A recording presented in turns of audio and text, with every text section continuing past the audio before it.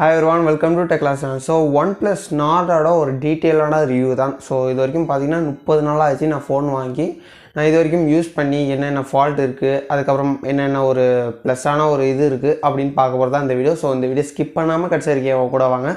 அதுக்கு முன்னாடி இந்த வீடியோ பிடிச்சின்னா லைக் பண்ணுங்கள், சப்ஸ்கிரைப் பண்ணுங்கள், பக்கத்தில் பெல் பட்டன் ஆலில் போட்டுருங்க. ஸோ வாங்க நம்ம வீடியோக்குள்ளே போகலாம்.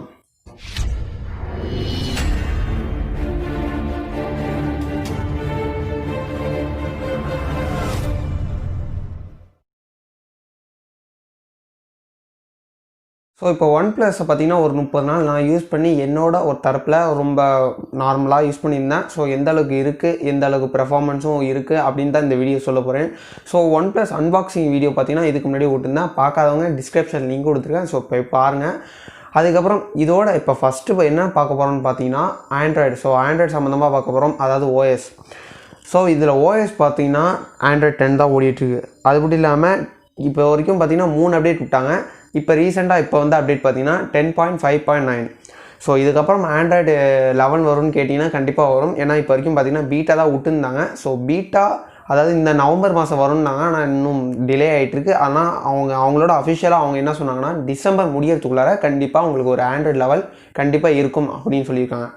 அது மட்டும் இல்லாமல் 3 வருஷத்துக்கு செக்யூரிட்டி பேட்ச் அப்டேட் உண்டு. அது மட்டும் இல்லாமல் கண்டிப்பாக ஒரு 3 அப்டேட் லக் இருந்தால் ஆண்ட்ராய்டு 13 வரும்னு இருக்காங்க. ஆனால் ஒரு பார்த்திங்கன்னா அடுத்த வருஷம் பார்த்திங்கன்னா ஆண்ட்ராய்டு 12 வந்துடும். லக் இருந்தால் ஆண்ட்ராய்டு 13 வரும் தான் சொல்லியிருக்காங்க. இருந்தால் பார்ப்போம். ஸோ எல்லாருக்கும் முக்கியமான ஒரு விஷயம், அதாவது மொபைலில் பார்த்தீங்கன்னா கேமரா. ஸோ இப்போ பார்த்தீங்கன்னா ஒன்ப்ளஸ் நாட்டில் உள்ள கேமரா என்னென்னா ஃப்ரண்ட் கேமரா, அதுவும் பார்த்தீங்கன்னா 32 மெகாபிக்சலும் 8 அல்ட்ரா வைடும் கொடுத்துருக்காங்க. ஸோ கேமரான்னு பார்க்கும்போது ரொம்ப அதாவது ஃப்ரெண்டுன்னு பார்க்கும்போது பார்த்திங்கன்னா ரொம்ப நல்லாவும் இருக்குது, எந்த உடையாமல் கொஞ்சம் ஸ்பீஸியாகவும் நல்லா நார்மலாக தான் இருக்குது. அதுக்கப்புறம் பேக் கேமரா பார்த்திங்கன்னா ஃபஸ்ட்டு 8 அல்ட்ரா வைடும், அப்புறம் 48 மெயின் கேமரா, அதுக்கப்புறம் 5 டெப்த்து 2 மேக்ரோ கொடுத்துருவாங்க.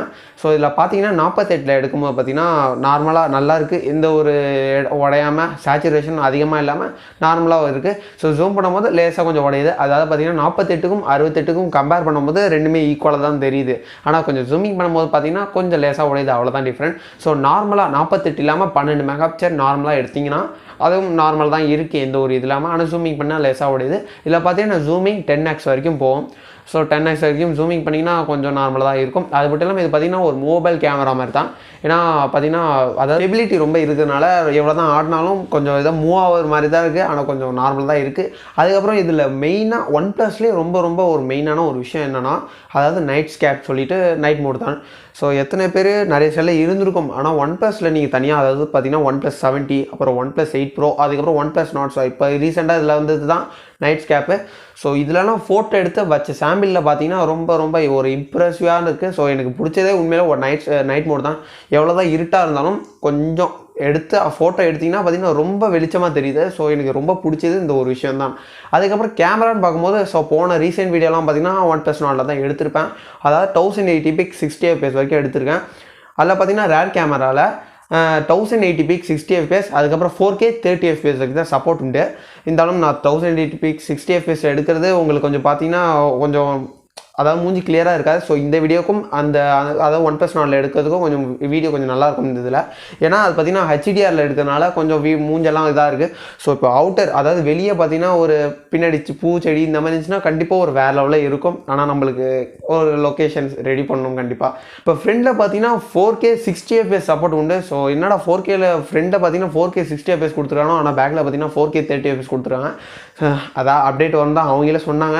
அப்டேட் வந்து கண்டிப்பாக மாற்றுவாங்கன்னு ஒரு நம்பிக்கை தான். அப்புறம் ஓவராலாக கேமரான்னு பார்க்கும்போது என்னோட பாயிண்ட் கணக்கில் இத்தனை செல்லில் இருக்கிறதுல ஒரு 8-9 பாயிண்ட் கிட்ட இருக்குது. ஸோ நார்மலாக இருக்குது, கண்டிப்பாக வரும் ஒரு அதாவது வேறு லெவலில் இருக்குதுன்னு சொல்லலாம். அதுக்கப்புறம் மூணாவதாக பார்க்கும்போது எல்லாருக்கும் ஒரு கேமிங் தான். ஸோ கேமிங் கண்டிப்பாக எல்லாருக்கும் வேணும். இதில் பார்த்தீங்கன்னா ஸ்னாப்ட்ராகன் 765G தான் கொடுத்துருக்காங்க.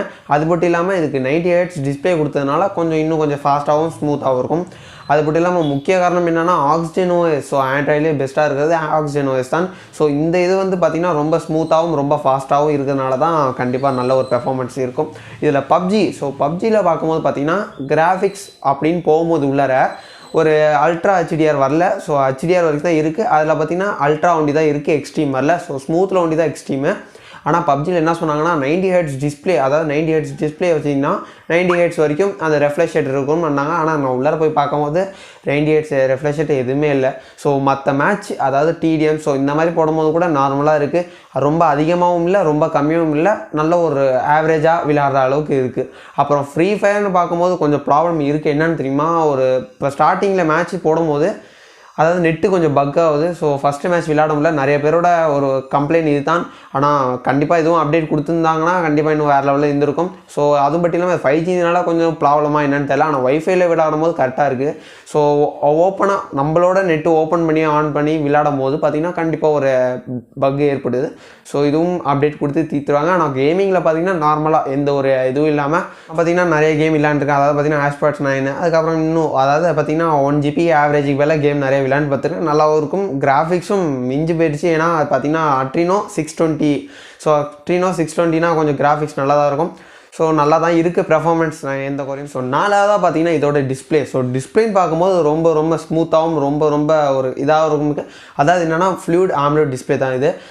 60 ஹெர்ட்ஸ் இருக்குது, அப்புறம் 90 ஹெர்ட்ஸ் இருக்குது. ஸோ ரொம்ப நல்ல ஒரு பெர்ஃபார்மன்ஸ் கொடுக்கணும்னா 90 ஹெர்ட்ஸ் வச்சுருங்க. ஆனால் அதில் கொஞ்சம் பேட்டரி கொஞ்சம் குறையிறதுனால 60 ஹெர்ட்ஸ் நார்மல் யூசேஜுக்கு இது போதுன்றேன். ஆனால் பார்த்தீங்கன்னா 4K வரைக்கும் சப்போர்ட் ஆகுது. அது இது வரைக்கும் நிறைய வீடியோ பார்த்துருக்கேன்.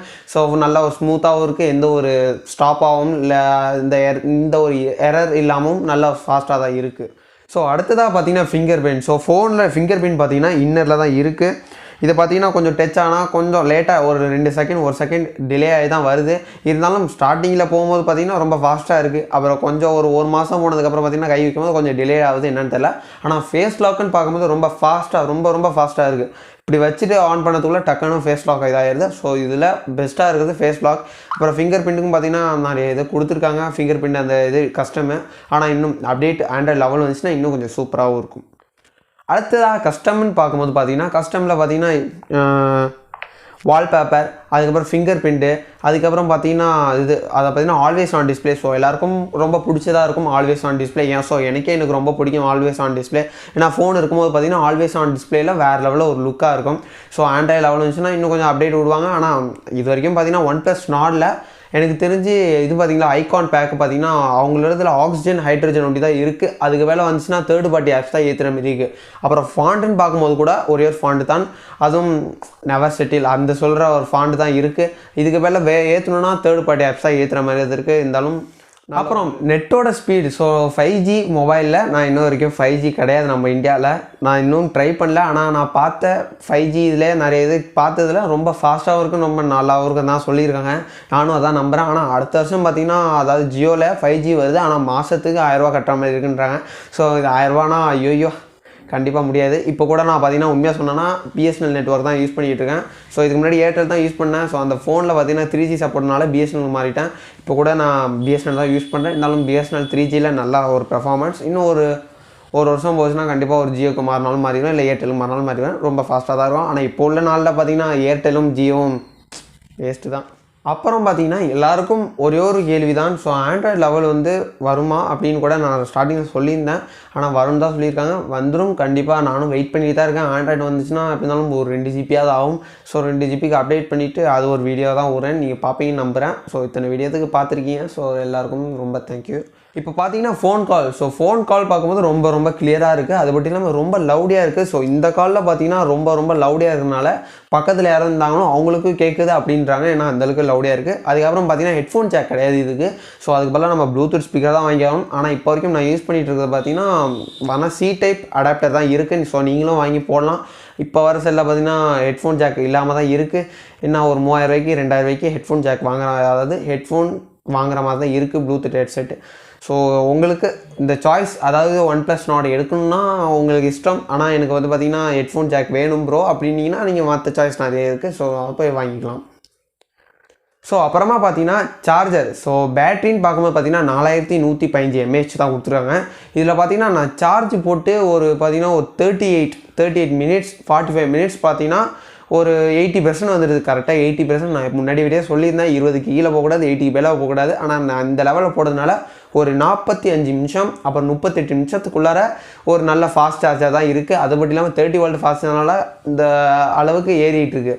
அது மட்டும் இல்லாமல் ஒரு சின்ன வருத்தம் இதில் மைனஸ் என்னென்னா இந்த பேட்ரி தான். ஏன்னா இப்போ வந்த அப்டேட்டில் பார்த்தீங்கன்னா பேட்ரி ரொம்ப ட்ரைன் ஆகுது. எனக்கு மட்டும் இல்லை, நான் பார்த்த அத்தனை பேருக்கும் நிறைய பேர் கம்ப்ளைண்ட் பண்ணுறது இதுதான், பேட்ரி ரொம்ப ட்ரைன் ஆகுது.